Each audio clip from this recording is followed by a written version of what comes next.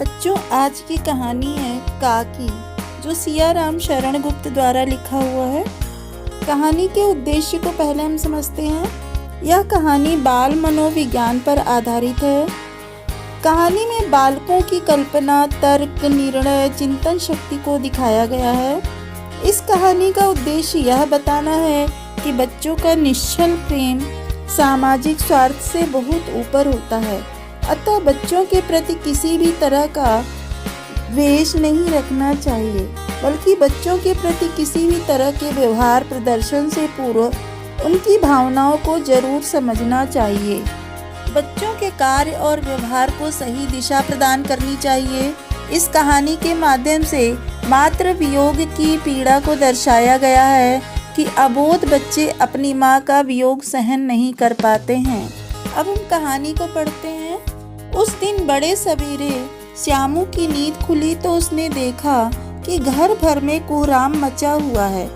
उसकी माँ नीचे से ऊपर तक एक कपड़ा ओढ़े हुए कंबल पर भूमि शयन कर रही है और घर के सब लोग उसे घेर कर बैठे बड़े करुण ढंग से विलाप कर रहे हैं।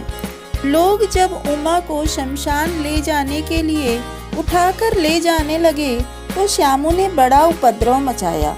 लोगों के हाथ से छूटकर वह उमा के ऊपर जा गिरा। बोला, काकी सो रही है, उसे इस तरह उठाकर कहाँ लिए जा रहे हो? मैं न जाने दूंगा। लोग बड़ी कठिनता से उसे हटा पाए। काकी के दाह संस्कार में उसे नहीं जाने दिया। एक दासी उसे राम राम करके घर पर ही संभाले रही। यद्यपि बुद्धिमान गुरुजनों ने उसे विश्वास दिलाया कि उसकी काकी मामा के यहाँ गई है, किंतु असत्य के आवरण में सत्य बहुत समय तक छिपा न रह सका। आसपास के अबोध बालकों के मुंह से ही यह प्रकट हो गया कि यह बात उससे छिपी न रह सकी कि काकी कहीं नहीं ऊपर राम के यहाँ गई है। काकी के लिए कई दिनों तक लगातार रोते रोते उसका रुदन तो क्रमशः शांत हो गया, परंतु शोक शांत न हो सका। वर्षा के अनंतर 1-2 दिन में ही पृथ्वी के ऊपर का पानी तो अगोचर हो जाता है, किंतु भीतर ही भीतर उसकी आर्द्रता वैसे ही बहुत दिनों तक बनी रहती है। वैसे तो उसके अंतःस्थल में वह शोक जाकर बस गया था। वह प्रायः अकेला बैठा बैठा शून्य मन से आकाश की ओर ताका करता था। एक दिन उसने ऊपर आसमान में पतंग उड़ती देखी। न जाने क्या सोचकर उसका हृदय एकदम खिल उठा। विश्वेश्वर के पास जाकर बोला, काका, मुझे एक पतंग मंगा दो। पत्नी की मृत्यु के बाद विश्वेश्वर अन्य मनस्क रहा करते थे। अच्छा, मंगा दूंगा, कहकर वे उदास भाव से कहीं और चले गए। श्यामू पतंग के लिए बहुत उत्कंठित था। वह अपनी इच्छा किसी तरह रोक न सका। एक जगह खूंटी पर विश्वेश्वर का कोट टंगा हुआ था। इधर उधर देखकर उसने एक स्टूल सरका कर रखा और ऊपर चढ़कर कोट की जेबें टटोली। उनमें से एक चवन्नी का आविष्कार करके वह तुरंत वहां से भाग गया। सुखिया दासी का लड़का भोला श्यामू का समवयस्क साथी था। श्यामू ने उसे चवन्नी देकर कहा, अपनी जीजी से कहकर गुपचुप एक पतंग और डोर मंगा दो। देखो, खूब अकेले में लाना, कोई जान ना पाए।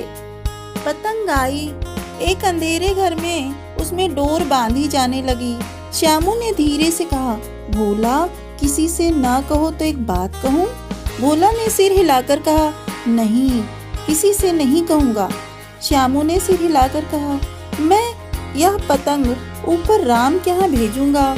इसे पकड़कर काकी नीचे उतरेगी। मैं लिखना नहीं जानता, नहीं तो इस पर उसका नाम लिख देता। भोला श्यामू से अधिक समझदार था।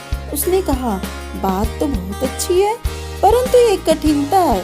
यह डोर पतली है, इसे पकड़कर काकी उतर नहीं सकती। इसके टूट जाने का डर है। पतंग में मोटी रस्सी हो तो सब ठीक हो जाएगा। श्यामू गंभीर हो गया। मतलब यह कि बात लाख रुपए की सुझाई गई है, परंतु कठिनता यह थी कि मोटी रस्सी कैसे मंगाई जाए। पास में दाम नहीं है और घर के जो आदमी उसकी काकी को बिना दया माया के जलाए हैं उसे यह काम के लिए कुछ देंगे नहीं। उस दिन श्यामू की चिंता के मारे बड़ी रात तक नींद नहीं आई। पहले दिन की तरकीब से दूसरे दिन उसने विश्वेश्वर की कोट से 1 रुपया निकाला, ले जाकर भोला को दिया और बोला, देख भोला, किसी को मालूम ना होने पाए, अच्छी अच्छी 2 रस्सियां मंगा ले। 1 रस्सी ओछी पड़ेगी तो जवाहर भैया से मैं एक कागज पर काकी लिखवा लूंगा। नाम की चिट होगी तो पतंग उन्हीं के पास पहुंच जाएगी। 2 घंटे बाद प्रफुल्ल मन से श्यामू और भोला अंधेरी कोठरी में बैठे बैठे पतंग में रस्सी बांध रहे थे। अकस्मात शुभ कार्य में विघ्न की तरह उग्र रूप धारण किए हुए विश्वेश्वर वहां आ घुसे। भोला और श्यामू को धमकाकर बोले, तुमने हमारे कोट से रुपया निकाला है? भोला सकपका कर एक ही डांट में मुखबिर हो गया। बोला, श्यामू भैया ने रस्सी और पतंग मंगाने के लिए निकाला था।